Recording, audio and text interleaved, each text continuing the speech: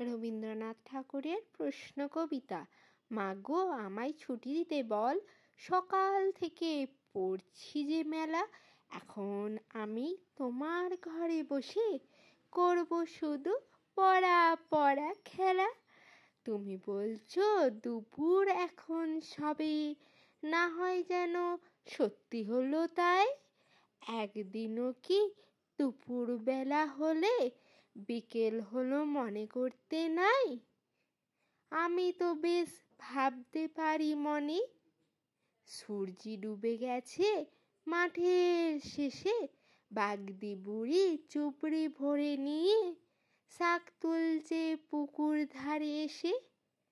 আঁধার হলো মাদার গাছের তলা, কালি হয়ে এলো দিঘির জল। হাটের থেকে সবাই এলো ফিরে, মাঠের থেকে এলো চাষির দল। মনে করো না উঠল সাঁঝের তারা, মনে করো না সন্ধে হলো যেন।